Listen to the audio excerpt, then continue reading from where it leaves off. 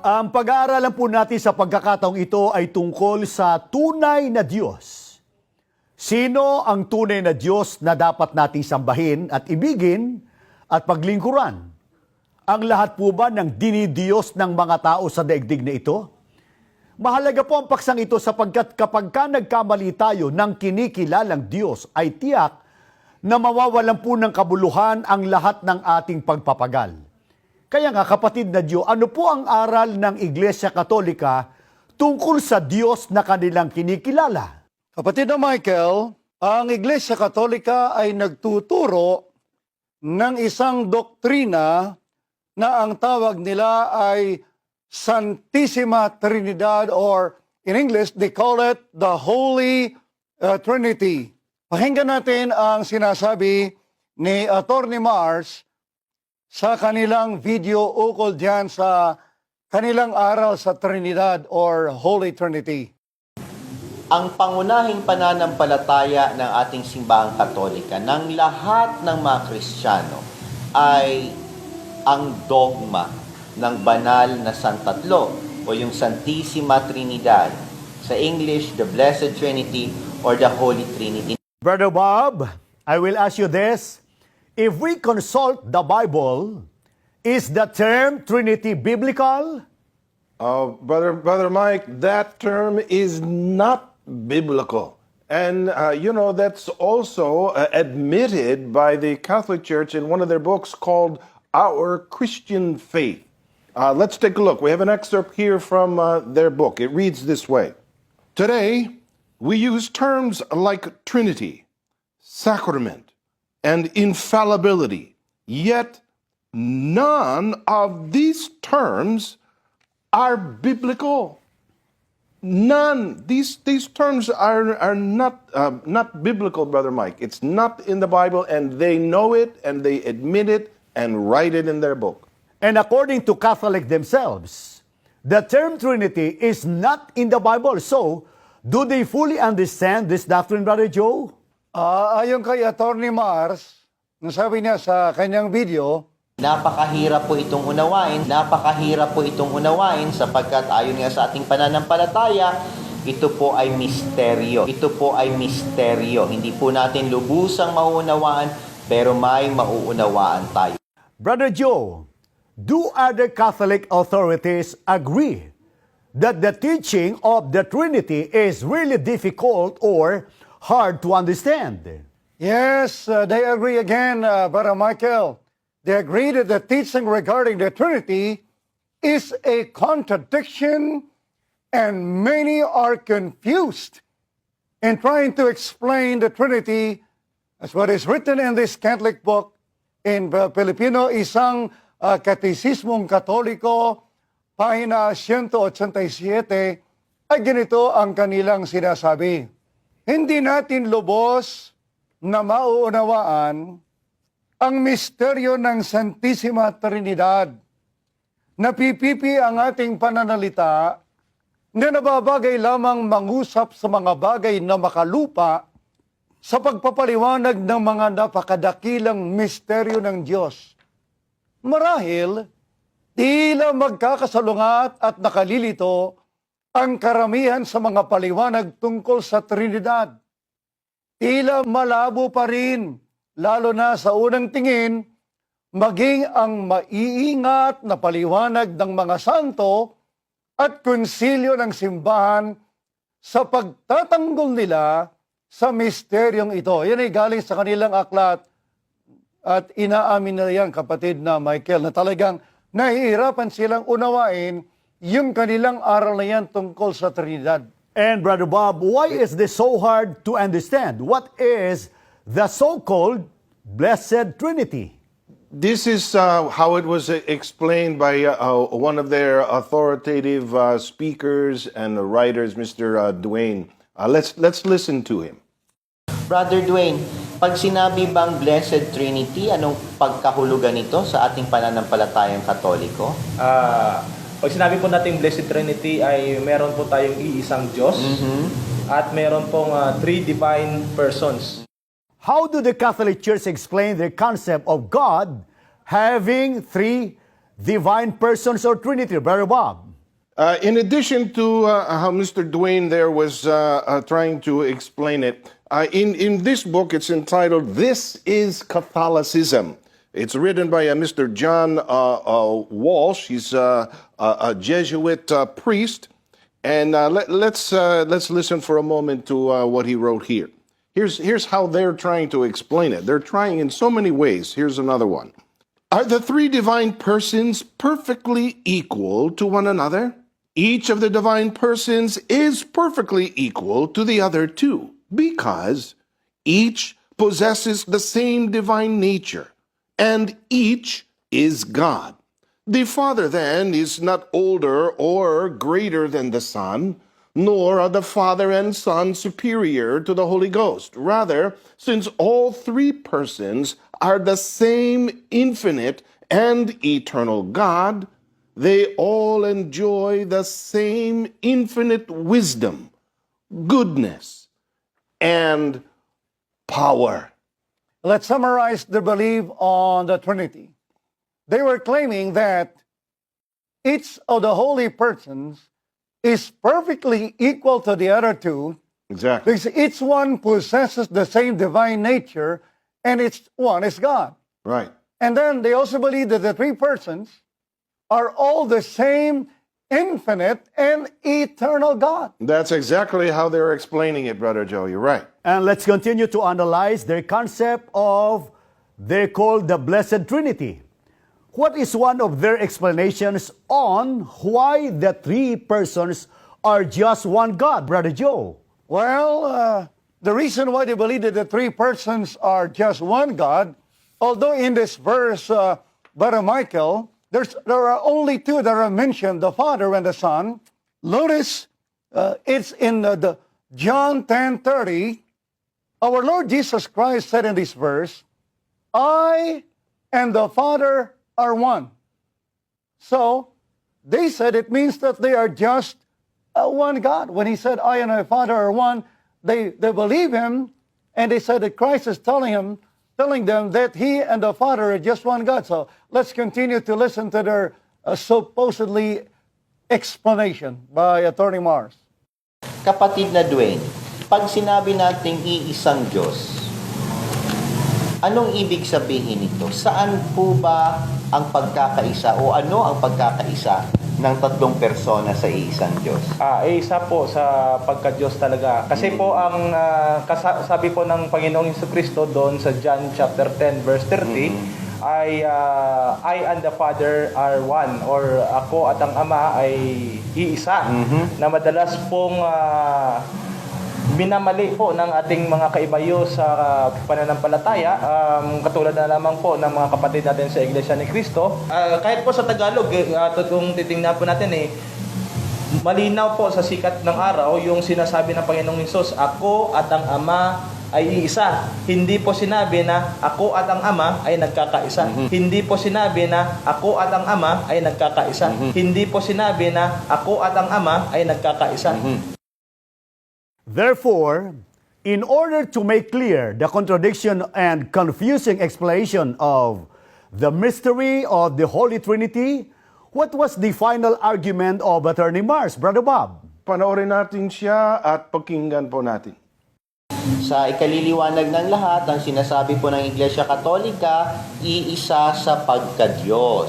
Kung ano ang pagka-Diyos ng Ama, ganun din ang pagka-Diyos ni Kristo at ng Espiritu Santo, sapagkat sila'y iisa sa kanilang pagka-Diyos.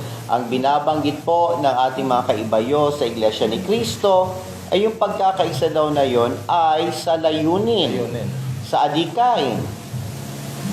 Ang sinasabi natin dito, mali po ang kanilang pangunawa sa Juan 10:30. Brother Joe, what is your counter-argument against their claim? Sagot natin, mali ang kanilang pagkaunawa doon sa kahulugan ng sinabi ni Kristo na ako at ang Ama ay iisa. Ang kanilang pagkaunawa kasi diyan is iisa sila sa pagiging Diyos. Ang ating pagkaunawa diyan na tama, yung sinasabi natin na ang kahulugan ng sinabi ni Kristo na ako at ang Ama ay iisa, ay nagkakaisa ang Ama at ang Anak. Basahin natin uli yung nakasulat sa Juan 10:28 hanggang 30. Basahin natin sa English. Ito po. And I give them eternal life, and they shall never perish. Neither shall anyone snatch them out of my hand. My Father who has given them to me is greater than all, and no one is able to snatch them out of my Father's hand. I and my Father are one. But about? Brother Joe, there's something very, very noticeable in what you read. The Father was taking care of the sheep. No one could snatch them out of the hands of the Father.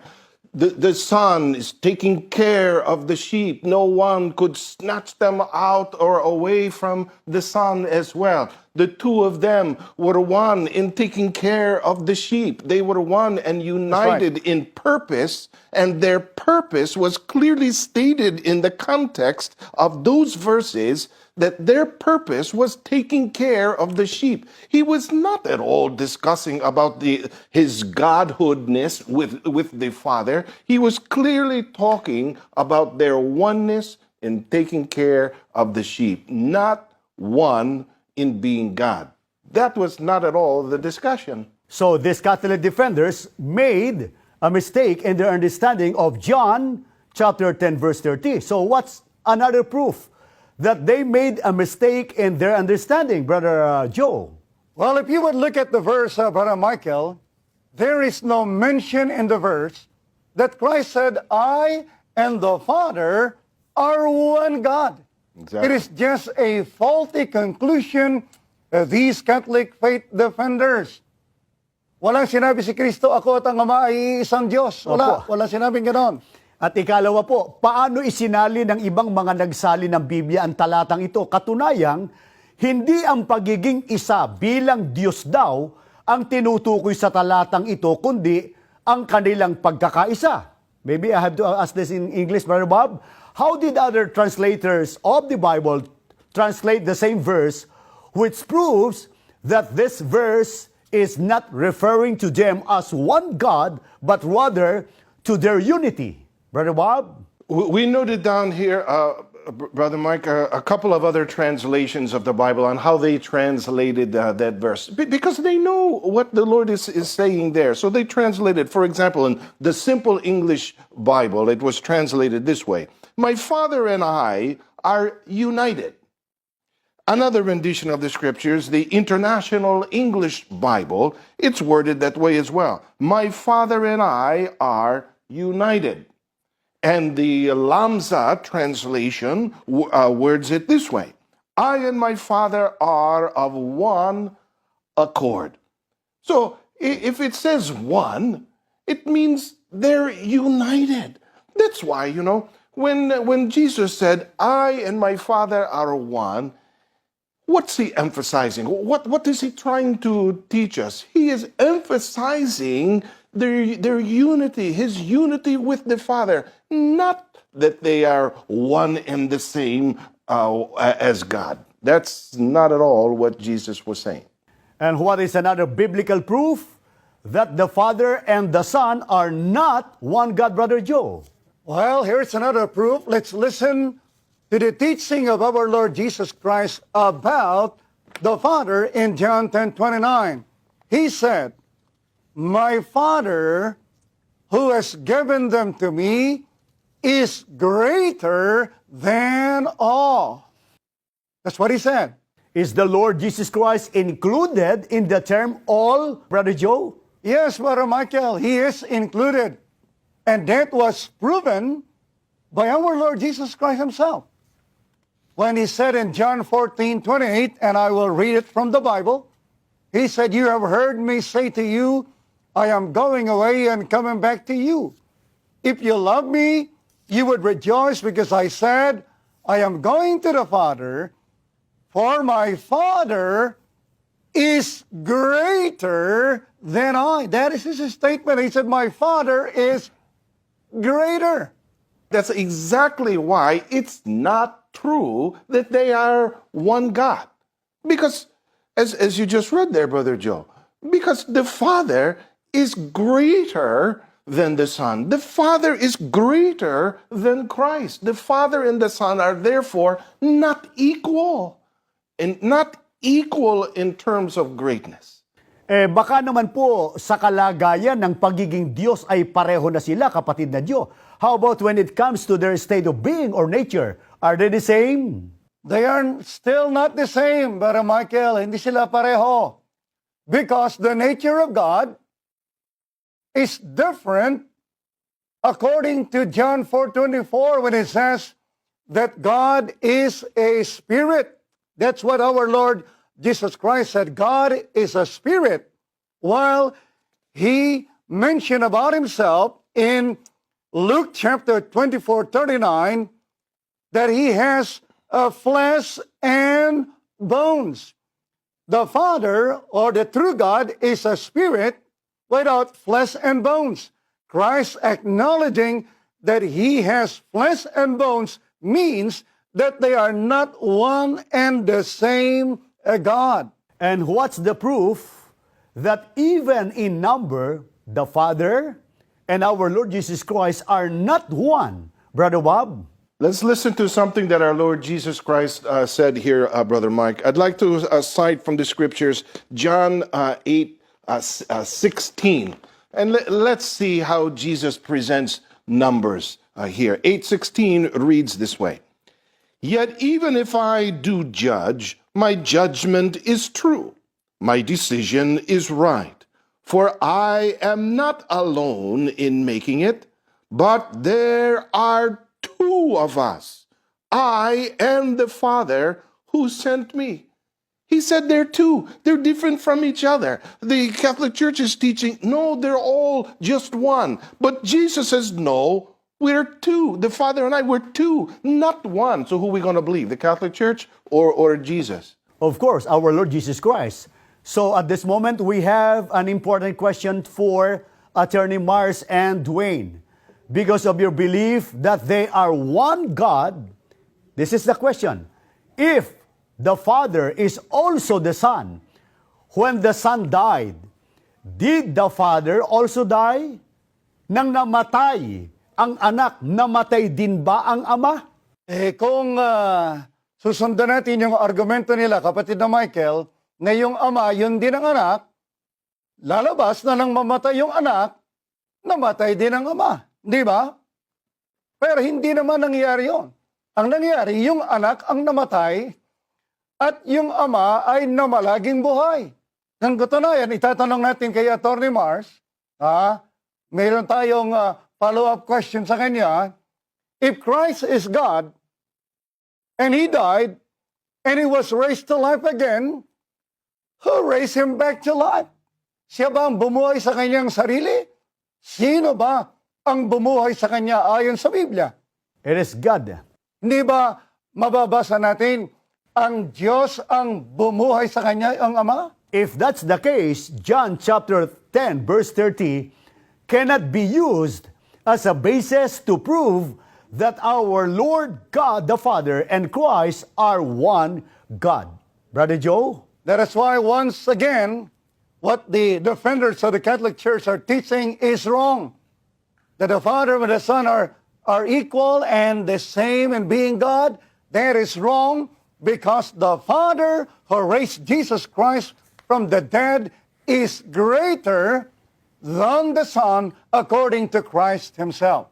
And also in the Bible, what is similar to the statement of our Lord Jesus Christ that I and my Father are one? Ano po ang nakakatulad ng pahayag ni ito ng ating Panginoon Kristo, kapatid na Diyo? Ganito lang yan eh. It is just like what was mentioned by Apostle Paul in 1 Corinthians 3:8. Listen to what he said. Now, he who plants and he who waters are one, and each one will receive his own reward according to his own labor. In Filipino, ngayon, ang nagtatanim at ang nagdidilig ay iisa. Ngunit ang bawat isa ay tatanggap ng kanyang sariling kagantihan ayon sa kanyang sariling pagpapagal. Yes, Brother Joe, in this statement of Apostle Paul, the one who plants and the one who waters are one. Is it just one in number, Brother Bob? The Bible gives a clear answer to that. Brother Joe read verse 8. We should back up a tad to verse 6, and it's clarified there. I planted, Apollos watered, but God gave the increase. And Apostle Paul was the one who was speaking here. He said he was the one who planted. Apollos is the one who watered. Nobody's going to try to say that Apostle Paul and Apollos were one and the same individual, that they were only one. They were two different people. But nevertheless, it states that they were one in verse 8. Apollos planted, Apostle Paul rather planted, Apollos watered. They were one in seeing to that plant's existence, seeing to its nurturing. They were one in caring for that plant. They were not one in number. And if they are not one in number, why does it say that they are one, Apollos and Apostle Paul, Brother Joe? Well, the answer is this, Brother Michael. Although they are two in number, Paul and Apollos, although they are two, but they are one in purpose. And this is proven in the New International Version translation. In 1 Corinthians 3:8, let me read that. The man who plants and the man who waters have one purpose, and each will be rewarded according to his own labor. That is why when the Bible says the one who waters and the one who planted they are one in purpose, or they are in unity, they are united. Just like the Father and the Son are united, or they are one. Kaya nga po, kapatid na Diyo, paano po ipinakilala ng ating Panginoong Kristo ang kanyang sarili, ang kanyang likas na kalagayan? How did He reveal His own state of being? Well, He proved that, and we could read what He said about Himself in John chapter 8, verse 40. Let me read from the New Century Version. The Lord Jesus Christ said, I am a man. Let me repeat that, what He said. I am a man. He didn't say, I am a God. He said, I am a man who has told you the truth, which I heard from God. Notice what He said. I heard it from whom? I God. heard it from God. God who has the truth. Yes, from God. God who has the truth gave it to the Lord Jesus Christ. That's why He said, I heard it from God. He didn't say, I heard it from myself. Because if he is that same God, He would say, well, I have heard the truth, but I have heard it from myself. I don't think that's the Yes. case, Brother Bob. That's why we, as members of the Iglesia ni Cristo or the Church of Christ, we firmly believe that our Almighty Father is the only one true God and not our Lord Jesus Christ. And Brother Bob, how important is it to recognize the Father as the only one true God? Brother Mike, Brother Joe, and all our viewers, inside the Catholic Church, outside the Catholic Church, whomsoever, this is a vital, solid, biblical truth. It is so important, the belief of who the true God is. Why? It has something to do with the attainment of eternal life. If one wants eternal life, you can't be serving the wrong God. So Jesus introduced the true God, so the true God could be served, believed in. And here's who He introduced. John chapter 17, verse 1 and verse 3.